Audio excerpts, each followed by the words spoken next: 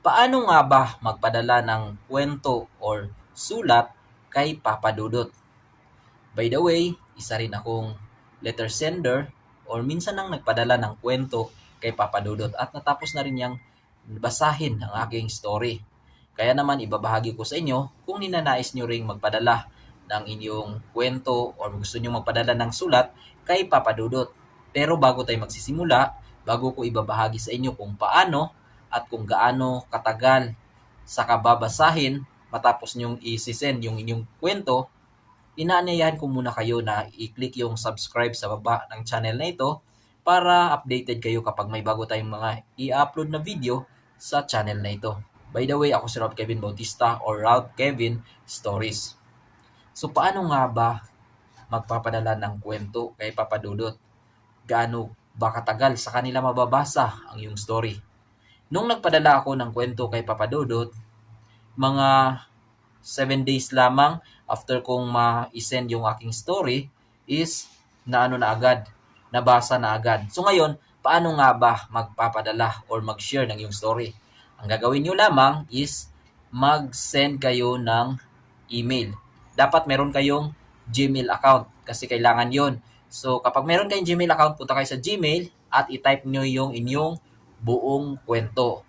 At tapos, isi-send ninyo doon sa papadudutstories@gmail.com.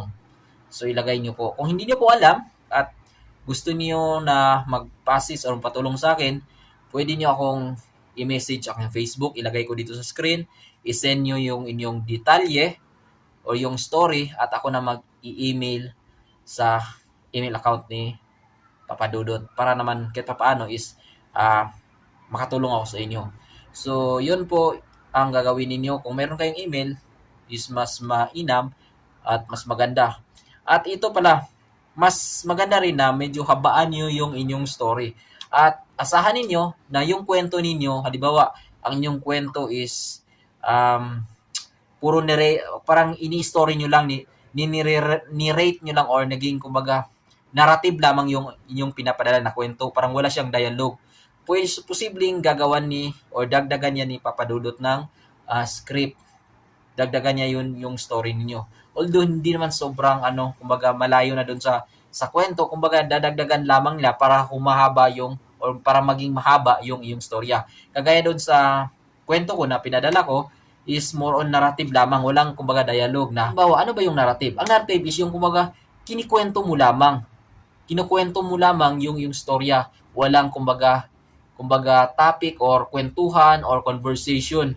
Kaya ang ginagawa ni Papa Dudut is ginagawa niya ng conversation. Halimbawa na lamang doon sa kwento na pinadala ko, sinabi ko doon na dahil sa trauma na naranasan ni Jay, dahil siya mismo ang nakasaksi sa mga kahindik-hindik na pangyayari na aking na-experience nung ako'y unang nag-abroad sa Bala, Oman, napagtanto ni Jay or napagdesisyonan na lamang ni Jay na hindi na lamang tatapusin ang kanyang kontrata. Sa halip, nagbayad siya sa aming employer para makauwi na lamang ng Pilipinas. At doon, yun yung narrative. Pero, dinagdagan ni Papa Dudut, kumbaga dinagdagan niya ng kwento, dinagdagan niya ng dialogue. Halimbawa naman, yung dialogue na dinagdag ni Papa Dudut doon is like, Kevin, hindi ko na matiis ang sitwasyong ito.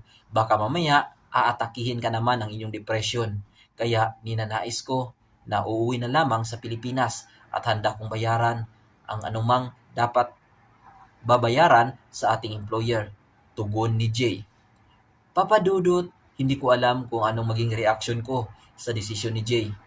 Nahihiya ako, natatakot dahil mag-isa ako na magpapatuloy sa aking trabaho.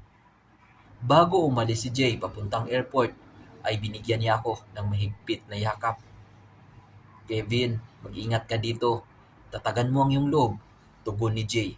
So yun na yung dagdag ni Papa Dudut. Kumbaga dinagdagan niya yung dialogue. Dahil yung kwento ko is more on narrative lamang.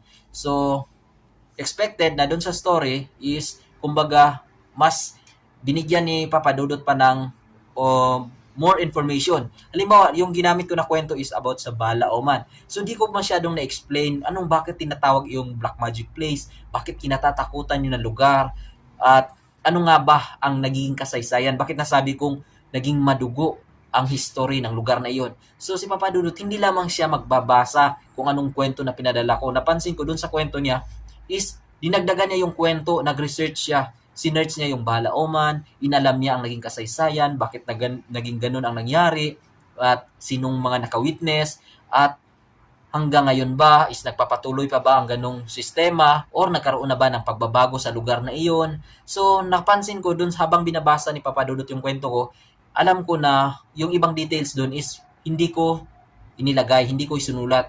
Pero dinagdagan niya.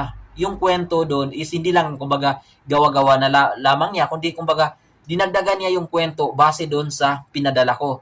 Nag-research din siya para naman kumbaga mas mahaba pa yung kwento para mas maintindihan ng audience. So, yun po yung napansin ko nung binasa ni Papa Dudut yung story ko. So, sa mga nagnanais na magpapadala ng kanilang kwento at di alam kung paano ba simulan yung kwento, ano ba ang kumbaga magiging flow ng sulat, nasa inyo na yan kung gusto niyo maging narrative, yung kumbaga kinikwento niyo lamang, or kung gusto niyo magkaroon ng kumbaga nagkaroon ng dialogue or conversation doon sa kwento, pwede rin kasi pero mas maganda talaga is if mahaba yung inyong story.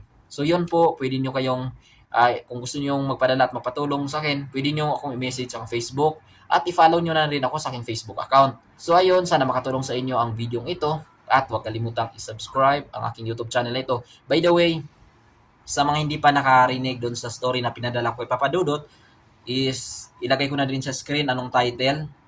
Ilagay ko dito sa screen na to kung ano yung title para kung gusto niyo pakinggan yung kwento ko is i-search niyo lang din para naman malaman niyo yung baga naging karanasan ko kung bakit nagpadala ko ng kwento kay Papa Dudut.